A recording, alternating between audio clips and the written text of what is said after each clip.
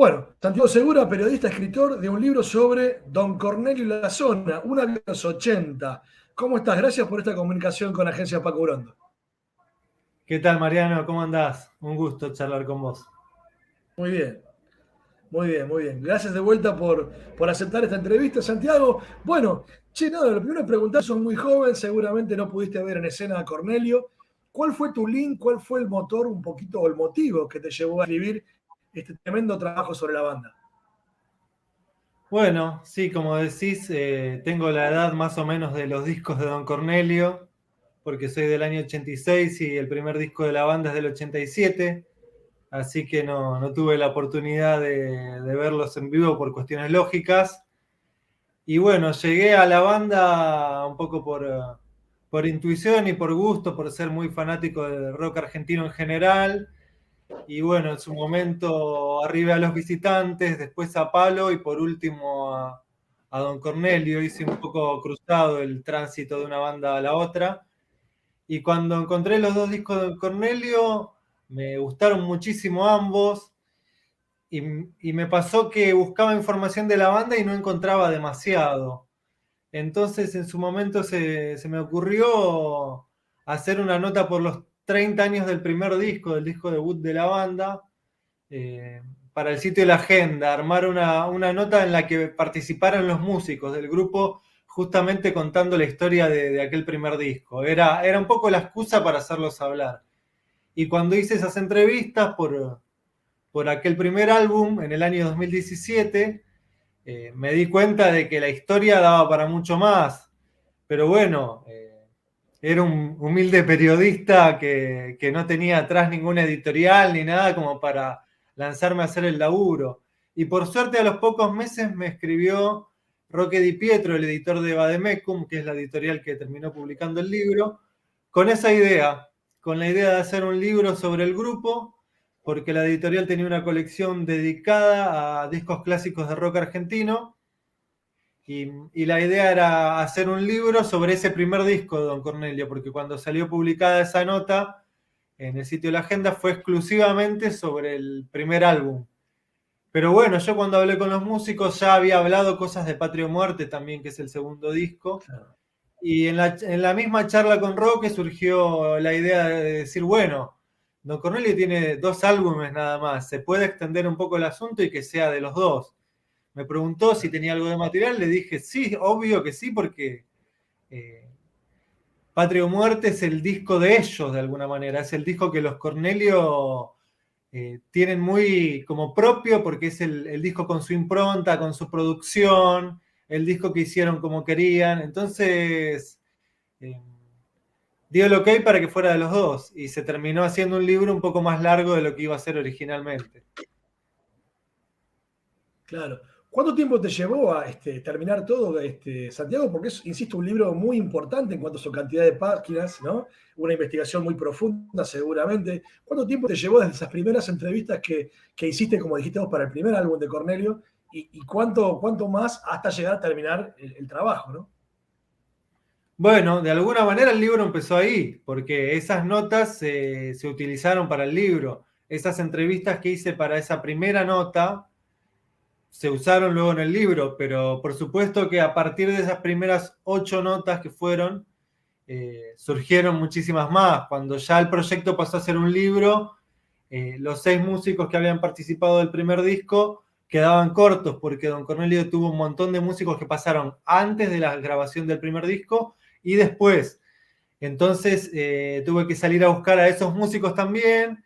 Y bueno, en el camino, esos primeros 8 testimonios que eran los 6 músicos que grabaron el primer disco, más Andrés Calamaro, que era el productor, más Nessie Cohen, que era el autor de la portada y de los afiches del grupo y demás, pasaron a ser casi 70 testimonios, porque en el medio empezaron a aparecer nombres. Yo mismo confeccioné una lista de gente con la que tenía que hablar, que había o grabado en los discos o participado de alguna manera, periodistas, fans que fui encontrando en el camino también. Y bueno, se armó una lista larga y bueno, fueron esos 4 años y medio, casi 5, El libro lo entregué en marzo de este año y el trabajo comenzó en 2018 ya con el proyecto del libro. A fines de 2017 me llegó la propuesta de Roque y en el 2018 ya me puse a trabajar, así que fueron 4 años y monedas de producción, investigación, entrevistas, desgrabación de esas entrevistas, y bueno, un laburo arduo, pero que finalmente llegó a terminarse. El título del libro se llama Pozo guerrillero irascible, que tiene que ver con un fragmento de la letra de Taza de Techino, ¿no es cierto?, de tema de Cornelio. Y además el subtítulo sería una biografía de los 80, Santiago. ¿Qué, ¿Qué pudiste investigar? Porque me parece que obviamente es imposible escindir a la escena de los 80 con una banda como Cornelio, ¿no?, que dejó su impronta bien marcada ahí también. Sí, sí, el subtítulo fue un poco una idea del editor y bueno, es ambicioso, pero de alguna manera es como la de Don Cornelio, una historia no contada de los 80. Y al ser una historia no contada, incluye otras tantas historias que quedaron ahí. Por ejemplo, la del sello Berlin Records, que fue el sello que los publicó a ellos y que publicó a toda una corriente de bandas que tenía que ver con lo que hacía Don Cornelio, digamos, más ligado al, al post-punk, a la escena dark y demás, que fueron todos grupos que no llegaron a desarrollarse, porque ese final de los 80 tuvo, bueno, su correlato político y social, que bien sabemos fue bastante complicado, con el fin del alfonsinismo, la hiperinflación, los saqueos, los levantamientos militares y los inconvenientes que tuvo aquel gobierno para terminar su mandato, que de hecho se tuvo que adelantar la entrega de tal mandato. Y bueno, don Cornelio era un poco parte de todo aquello. Primero, lo que decía antes, que es una historia poco contada, de alguna manera es como una historia más de la contracultura, ¿no? De alguna manera hay muchas historias que ya se hicieron oficiales dentro del rock argentino, ya es un poco un folclore dentro de la música argentina. El Día del Músico Argentino es el nacimiento de Spinetta, por ejemplo, ¿no? Pero dentro de esa historia todavía conviven estas historias poco contadas, digo, la historia de Charlie, la historia de Spinetta, la historia de Soda, la historia de Fito, la historia de Los Redondos, ya están muy, muy contadas, pero historias como la de Don Cornelio, que vienen de ahí también, digo, compartieron con todos esos músicos que te nombré alguna experiencia, algún momento, algún show, algún escenario, y sin embargo de Don Cornelio hasta que salió este libro, y no lo digo por pedante ni nada, sino porque es algo que sucedía, porque es una banda de culto, no había demasiada información. Y de alguna manera era traer a la luz toda aquella historia en la que Don Cornelio se cruzó con la crema del rock argentino y también con el under. Fue una banda que estuvo como en el medio, de alguna manera, ¿no? Fue una banda que tenía todo para ser una banda mainstream, una banda de la industria, una banda grande con proyección internacional, y terminó tocando en el paracultural y en antros más pequeños aún, como la Monroe, Cezanne, la Mosca Porteña, lugares que duraron 1 o 2 años o ni siquiera, que duraron ese 1989 y que los dueños se fundieron apenas meses después de inaugurarlos, ¿no? Claro. En este primer disco, Santiago, que estoy acá en mi mano, el primer disco de Cornelio, ¿no? Tiene la Ahí tenés producción el de segundo, Andrés Patria Calamaro. Muerte. Perdón, Ahí, está cruzada claro, tengo cruzadas ahí está, las tapas. Mirá, tenés razón, tengo cruzadas las tapas. Mirá, acá está. ahí Bueno, está, ahí en está. realidad Ahora sí. ahí está, en el primero, tiene la producción de Andrés Calamaro, cosa que en el segundo no. Ese segundo disco casi maldito, ¿no? Que es Patria o Muerte, justamente. ¿Qué sentís que la toca Calamaro y por qué también de alguna manera ya decidieron en el segundo disco, Patria o Muerte, vuelvo a repetir, ya prescindir de un productor y dedicarse ellos mismos a producir el disco? Sí, bueno, el primer disco, como decíamos, es un disco con Andrés detrás, con Mario Breuer como técnico, una dupla que en ese momento estaba, en ese mismo momento, en el mismo mes creo, con 1 o 2 meses de diferencia, grabaron el disco debut de Cornelio, Habitaciones extrañas de Enanitos Verdes, y Yo te avisé de los fabulosos Cadillacs. Con 1 o 2 meses de diferencia. Es más, no sé si el disco con Enanitos Verdes no fue medio en simultáneo a la grabación de Cornelio. Es decir, que eran gente que ya sabía qué hacer, qué resaltar de una banda, cómo producir. Andrés tenía 25 años y ya tenía casi 10 de carrera, una locura. Ya había tocado en Los Abuelos, ya había tocado con Charly García en la banda de Charly, ya tenía sus discos solistas publicados. O sea, eran gente con una impronta artística infernal y con ideas de producción que ya venían llevando adelante en otros discos. Y bueno, los Cornelio eran pibes que nunca habían entrado a un estudio y eso de alguna manera les afectó a la hora de grabar porque las decisiones finales las tomaba esa dupla de producción, en especial Andrés, ¿no? Y bueno, a los Cornelio eso de alguna manera les afectó, les molestó, aunque estaban muy contentos cuando grabaron el disco y reconocen que es un gran disco, aunque en el momento capaz no comprendieron mucho algunas decisiones, que algunos temas se les diera más pelota que otros en la mezcla, cosas de juventud, digamos, cosas que suceden cuando vos entregás tu arte a otras manos también, ¿no? Al ser producido por alguien externo a la banda, sucede eso. Y creo que a ellos eso un poco les costó del primer disco, y por eso cuando hacen Patria o Muerte, plantean la idea de hacerlo por las suyas. Inicialmente querían hacerlo con Diego Arnedo. Arnedo les dijo que no, estaba empezando con Divididos, Divididos al año siguiente ya grababa su primer disco debut y no quiso producirlo, se juntaron a zapar y en eso quedó. Y bueno, finalmente decidieron hacerlo ellos con Mario Breuer como coproductor, pero después a Mario no le dieron mucha pelota, entonces de alguna manera terminó siendo como el disco de ellos, Patria o Muerte. Esto lo dice el propio Mario, no es algo que diga yo, sino que es algo que me dijeron ellos y que me dijo Mario cuando lo entrevisté, que de alguna manera la batuta de ese disco la dirigieron esos pibes que en el primer disco estaban fascinados con el estudio y preguntaban qué es esto, qué es aquello, qué es lo otro, y no entendían muy bien algunos procedimientos del estudio. Pero en el segundo, esto lo dice Mario y es muy gracioso en el libro, ellos tuvieron el síndrome del segundo disco, creían que se las sabían todas. Pasaron del primer disco que preguntaban todo al segundo que era, no, por esto lo tenemos que hacer así, asá. Y bueno, un poco debe ser cierto lo que dice Mario, y otro poco creo que tiene que ver con que los Cornelio eran pibes muy ambiciosos y con mucha personalidad. Capaz otra banda va y graba con Calamaro y le dice sí Andrés a todo y no se hace drama, y ellos algunas cosas se las discutían un poco. Le decían, bueno, no, esto lo quiero grabar de nuevo, lo puedo grabar mejor, y no tenían muchas horas para grabar. Pasaba eso también, tenían que grabar rápido.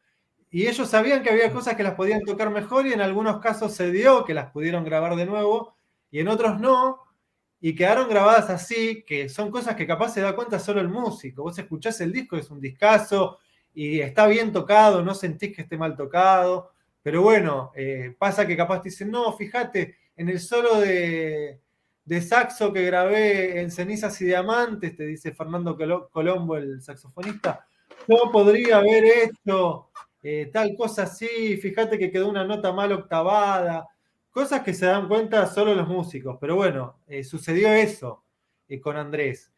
Hoy con el tiempo ellos un poco se ríen y saben que sin Andrés ese primer disco no hubiera sido el mismo y la banda tampoco no hubiera sido la misma, porque ese disco los proyectó hasta hoy, de alguna manera. Patria o Muerte sigue siendo un disco maldito que mucha gente ni conoce, ni escuchó. Los hits de Don Cornelio son los del primer disco, ¿no?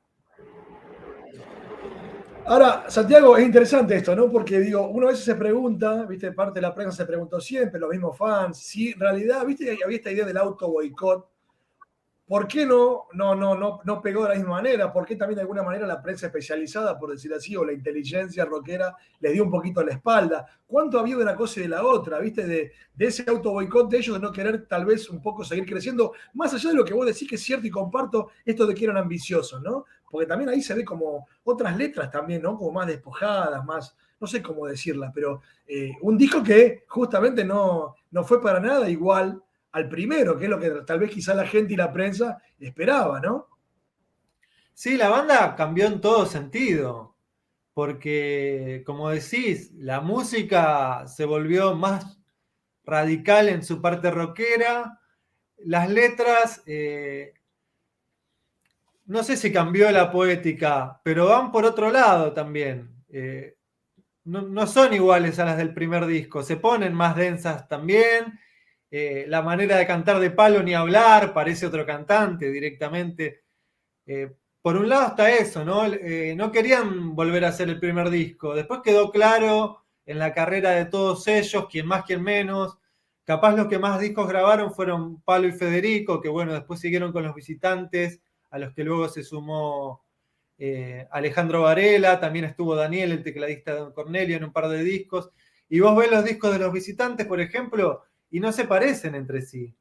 Y los discos de Palo solistas no se parecen entre sí, los discos de Me darás mil hijos tampoco, los de Acorazado Potenkin tampoco. O sea, eh, fueron tipos que siempre siguieron buscando cosas distintas, nuevos horizontes, nuevas músicas, nuevas formas de escribir, nuevas formas de cantar. Y bueno, lo que sucedió fue que en este caso pasaron un poco de 0 a 100, ¿no? No hubo como un disco intermedio que podría haber habido que decís, bueno, la banda se fue radicalizando de a poco, se fue poniendo rockera y en el, no sé, tercer o cuarto disco ya se puso súper pesada. Acá fue del primero al segundo disco, un cambio muy, muy grande. Pero bueno, después lo del auto boicot, puede ser un poco que hayan rechazado ese éxito tan repentino y esa cosa de sonar en las radios que a ellos un poco les incomodaba, les daba vergüenza.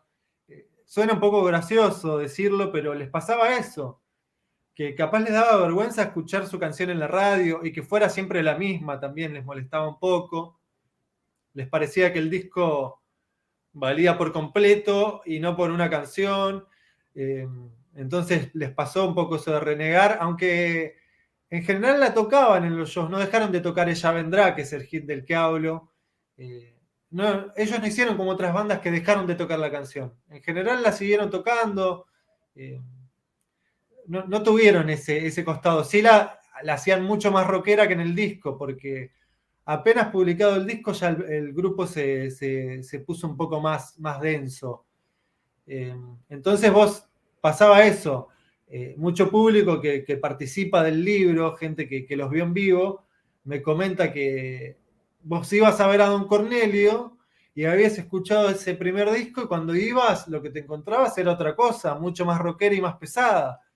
Entonces un poco al público lo ahuyentaban, porque ibas en búsqueda de una cosa más romántica, más poética, y te encontrabas con algo también poético, pero mucho más salvaje, más en carne viva, que tal vez un poco te ahuyentaba, ¿no? Claro, de hecho pensaba también, Santi, en esto que decías al final, ¿no? Digo, en el ocaso ya de Cornelio es muy poquita la gente que lo va a ir a ver en sus últimos conciertos, no sé si fue por la zona de Babilonia, por ahí, ¿no? Y que después ese salvajismo, esa oscuridad, va a también ser un poco el ADN de la primera etapa salvaje también de Visitantes, pienso, ¿no?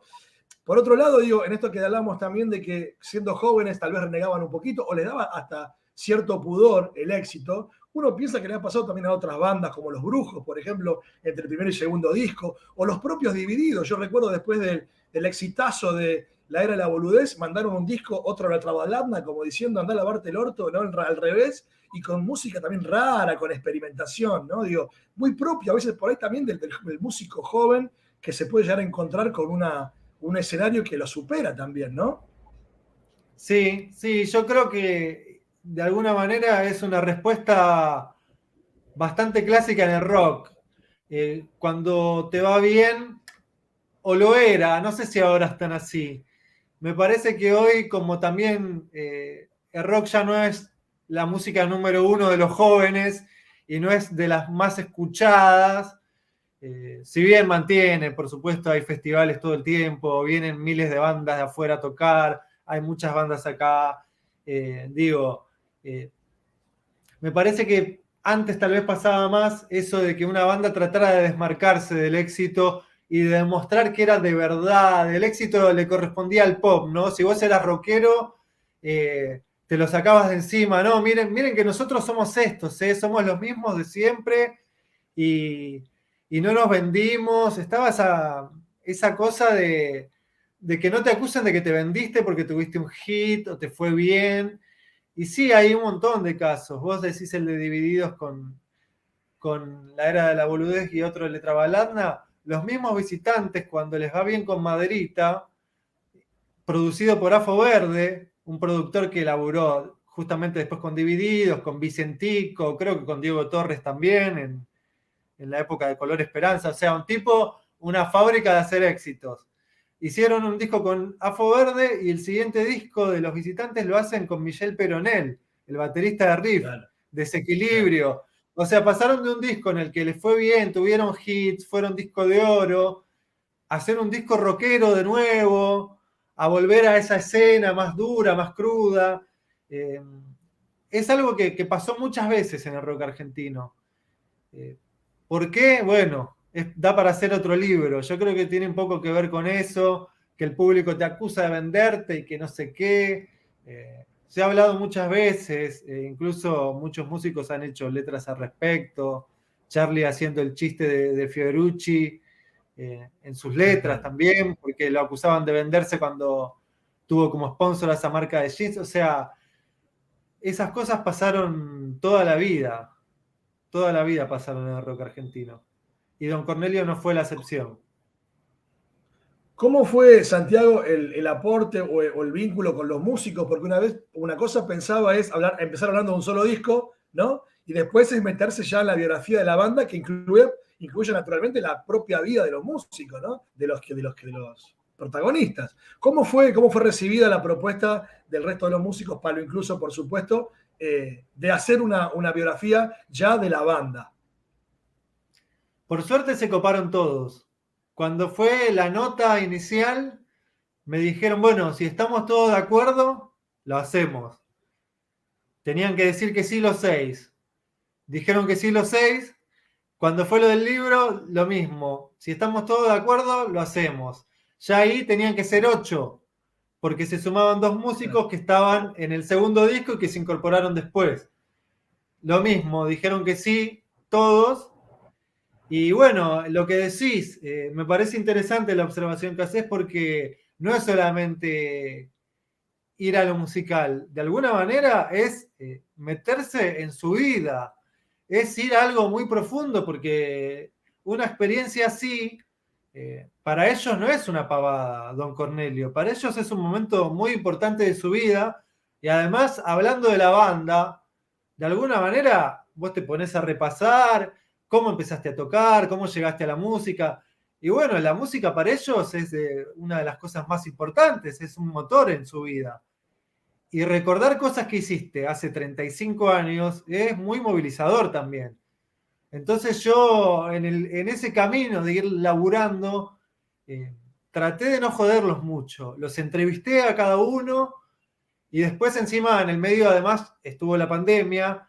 Entonces yo aproveché ese momento para trabajar en solitario.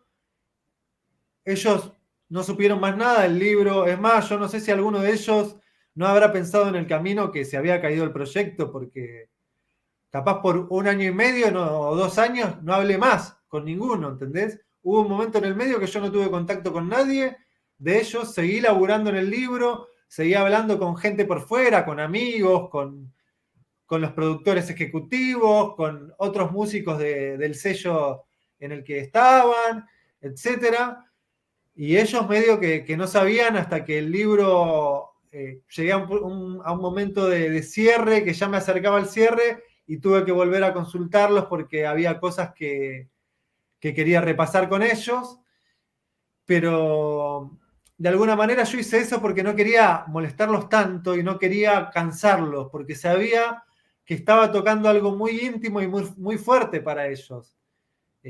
Fueron pocos años de su vida, pero muy intensos y que aún perduran, porque la gente que sabe quiénes son, cada vez que los ve un fanático o alguien por la calle, o alguien que se entera, vos eras el bajista Don Cornelio, el guitarrista Don Cornelio, o sea, a Federico y a Palo, que siguieron súper activos, cada vez que hacían una nota les preguntaban por Don Cornelio. O sea, actualmente a Federico le preguntan por Don Cornelio en todas las entrevistas. Y, Claro. y a los demás también. Entonces yo sabía que era algo que tenía que llevarlo con tranquilidad y sin molestarlos demasiado. No sé, era intuición mía, ellos nunca me dijeron nada, pero creo que funcionó porque dieron su testimonio, se recoparon, todos dijeron que sí, y después el libro se construyó con todo lo que me dijeron ellos y con muchas cosas que me dijo otra gente. Pasó que me dijeran después, che, me acordé de cosas por leer los testimonios de los demás. O sea, yo ni me acordaba de esto, ni me acordaba de aquello, y vi que lo dijo tal, y me sirvió el libro para acordarme de muchas cosas que me había olvidado. Y a la vez pasó que se encontraron con cosas que ni sabían directamente. Cosas de la interna del sello, por ejemplo. A los músicos no les llegaban tal vez. Y gracias al libro vieron que había cosas que tal vez ellos pensaban que eran de una manera y tal vez no eran tan así. Las cosas se daban en una interna puertas para adentro de los productores ejecutivos y bueno, a la banda no le llegaban. Y gracias al libro, de alguna manera, ellos se dieron cuenta de que había sucesos que no eran tan como creían. Ahora, qué delgada línea esa, ¿no, Santiago? De un poco tu interés profesional y otra parte también tener en cuenta la dimensión humana, ¿no? Esto que decimos, porque digo, los músicos es como se tienen que volver a enfrentar a sus propios recuerdos, ¿no? Y que en esos recuerdos hay de todo, ¿no? Hay lugares para la nostalgia, lugares para la alegría y también lugares donde, bueno, seguramente por un poco las características que tuvo Cornelio, sobre todo al comienzo, fueron de noches salvajes y muy, muy vertiginosas. Así que también me imagino el tamaño del laburo, pero que me pareció algo muy interesante que digas que la intuición fue un poco lo que te fue llevando y orientando en qué momentos, ¿no? Buscarlos y no buscarlos. Y también pensaba, por ejemplo, bueno, que el año pasado prematuramente perdimos lamentablemente a Palo, y te quiero hacer una pregunta en dos, en realidad, o dos preguntas en una, sería más justa y más correcto, es, ¿cuál fue el último diálogo que tuviste con Palo vos acerca del libro y qué momento te agarró la muerte de Palo también del libro? Bueno, con Palo tuvimos varios diálogos y los últimos fueron días antes de que falleciera, lamentablemente. Estábamos hablando, como te decía, en el medio de todo estuvo la pandemia y el libro, esto te contesta un poco las dos preguntas con una sola respuesta. El libro estaba ya en una fase bastante final, entonces yo estaba en ese momento haciéndoles varias repreguntas a ellos. Fue el momento de recontacto, como te decía antes, que hubo un momento en el que dejé de escribirle seguido y me puse a laburar yo por las mías. Cuando me puse a bajar todo, a escribir, a ordenar el material y ya estaba bastante avanzado, me puse a revisar también qué sentía que faltaba, qué estaba cubierto y qué faltaba. Y en ese momento es que me puse a escribirles en especial, en particular, a Palo, a Claudio, a Federico y a Alejandro, a ellos cuatro en particular, para que me ayudaran a despejar algunas dudas. Y eso fue en julio del año pasado, de 2021, o sea, días antes de que falleciera Palo. Le escribí a él, le mandé un cuestionario y le dije, mira, Palo, me gustaría profundizar en esto y aquello. ¿Te parece que te mande unas preguntas o decime cómo querés hacer? Recién se estaba abriendo todo el asunto de la pandemia, es decir, que apenas estábamos volviendo a salir a la calle, él estaba volviendo a tocar, hizo unos shows en Niceto Bar y demás. Y bueno, yo le escribí para eso Y en un momento me tiró la idea de juntarnos y yo le dije, bueno, como quieras, mirá, si querés nos juntamos. Para mí estaría buenísimo, pero no te quiero molestar y porque en el medio puso un pero y yo dije, bueno, capaz no quiere, ¿viste? Y está bien, no lo quiero joder, sacarle 3 4 horas de un día que él está volviendo a tocar y que estaba grabando su disco y demás.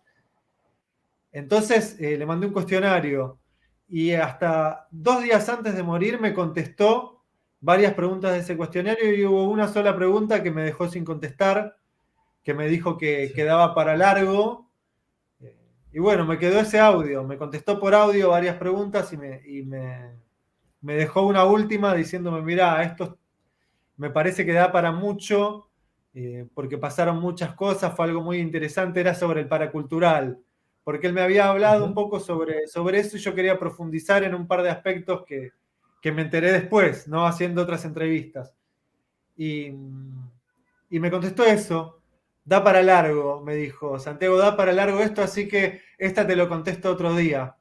Y a los 2 días falleció, increíblemente, nadie se lo Increíble. esperaba.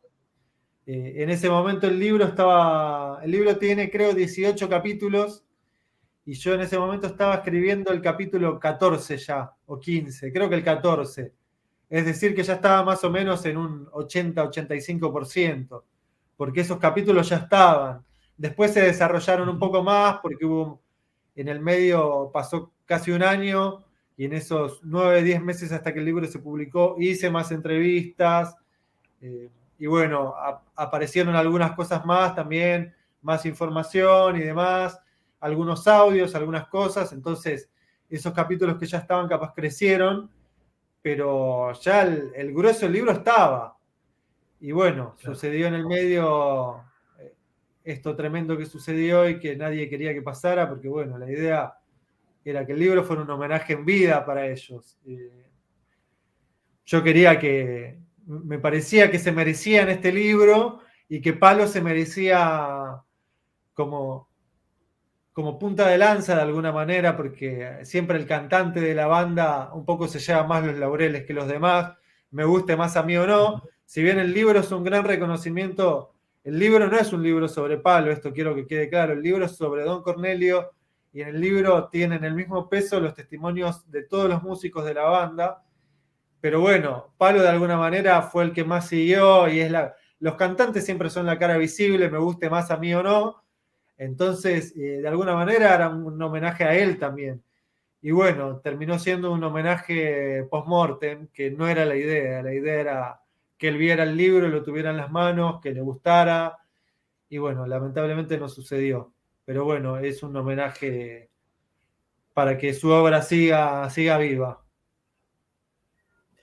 Te hago la última, Santiago, y agradecerte mucho por este rato con Agencia Paco Urondo. Bueno, el 11 de octubre, si bien ya hubo una presentación en La Plata también del libro, el 11 de octubre, quizás por el lugar, por la envergadura, va a ser, se podría decir, la presentación oficial, que va a ser en Biblioteca Nacional, ¿no es cierto?, del libro. Contanos un poquito la expectativa y también un poco qué nos podés ir adelantando de lo que se va a vivir en aquella jornada, o en aquella jornada que se viene, claramente, ¿no? Sí, como bien decís, hubo una presentación el 25, creo que fue, 25 de agosto, en la Biblioteca Central de la Provincia de Buenos Aires, en La Plata, que estuvo genial. Hubo músicos invitados, Juan Irio y Lautaro Barceló, vinieron Alejandro y Federico de Cornelio, así que estuvimos charlando ahí con María Laura Barinaga, una periodista platense muy, muy capa. Y bueno, esa iba a ser la segunda presentación, pero esta presentación oficial se postergó por unos inconvenientes que hubo en la biblioteca. Y va a ser finalmente, como bien dijiste, el martes 11 de octubre a las 6 y monedas de la tarde, así que quedan invitados.